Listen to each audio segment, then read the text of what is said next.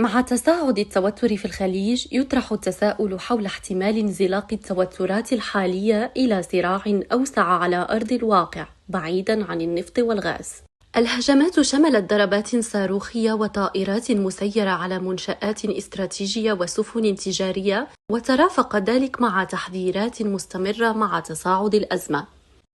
وتشير التقارير إلى أن الدول الخليجية تتخذ حذراً شديداً محاولة تجنب أي مواجهة مباشرة، بينما تظل قواها في حالة تأهب قصوى.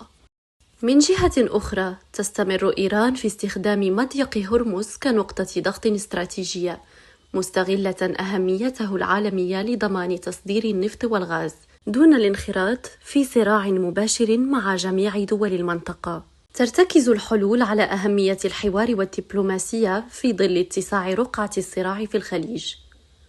بهذا تبقى المفاوضات والحوارات الوسيلة الأساسية لتجنب التصعيد، فالخلافات وإن كانت عميقة يمكن إدارتها بحكمة وتنسيق دبلوماسي. التساؤل القائم حالياً: هل تجر هذه التوترات الخليج نحو حرب محتمل؟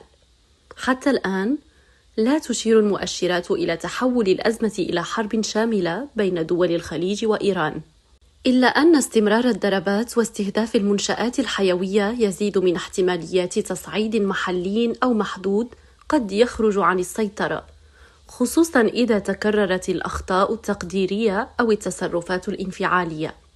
باختصار، المخاطر قائمة، ولكن الحرب الكاملة ليست حتمية ما دامت الآليات الدبلوماسية مفعلة ومحافظة على خطوط التواصل بين جميع الأطراف.